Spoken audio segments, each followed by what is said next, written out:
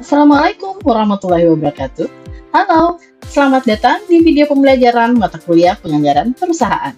Baiklah, sebelum membahas lebih lanjut, mari kita mengenal apa itu penganggaran perusahaan. Dalam dunia bisnis, penganggaran adalah salah satu pilar utama yang mendukung keberhasilan organisasi. Dengan anggaran yang baik, perusahaan dapat mengelola sumber daya, memaksimalkan efisiensi, dan meraih tujuan strategi. Video kali ini, saya akan mengantar kalian untuk mengenal konsep dasar dari penganggaran.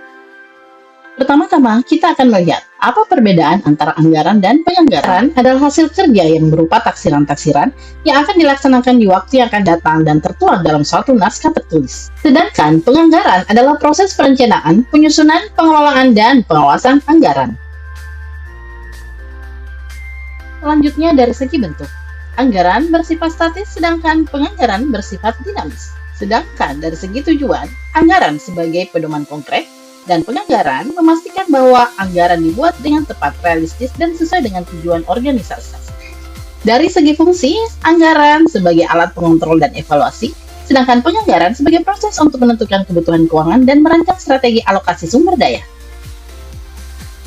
Manfaat anggaran. Secara umum, anggaran diperlukan dalam membuat pengeluaran agar lebih terarah, karena dapat mengarah pada pencapaian tujuan bersama, dapat digunakan sebagai alat menilai kelebihan dan kekurangan, dapat memotivasi karyawan sebagai alat pendidikan bagi para manajer, memberikan tanggung jawab tertentu pada karyawan, menghindari pemerasan dan pembayaran yang kurang perlu, serta sumber daya dapat dimanfaatkan seefisien mungkin. Tujuan dari anggaran. Selain memberikan manfaat, beberapa tujuan anggaran juga penting untuk diketahui. Di antaranya, untuk menyatakan sasaran perusahaan secara jelas dan formal, untuk menyediakan rencana rinci mengenai aktivitas dengan maksud mengurangi ketidakpastian dan memberikan pengarahan yang jelas.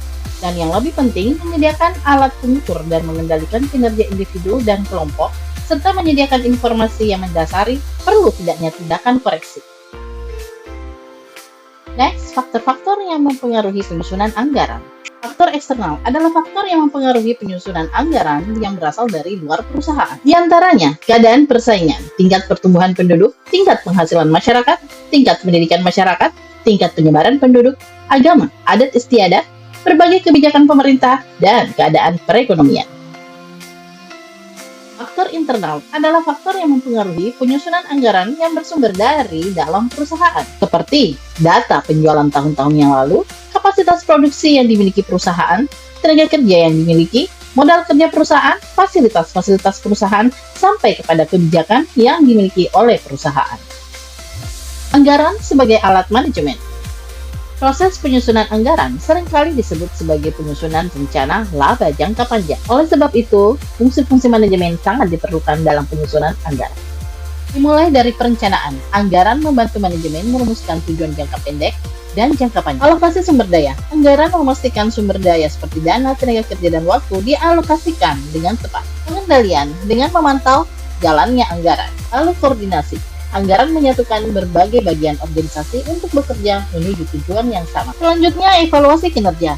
Tolak ukur untuk menilai kinerja individu, departemen, atau organisasi secara keseluruhan. Dan yang terakhir, pengambilan keputusan.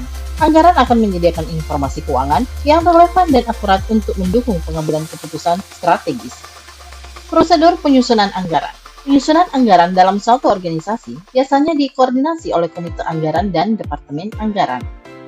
Hal yang perlu dilakukan adalah 1. Menganalisis informasi masa lalu, 2. Menyusun perencanaan strategik dan program, 3.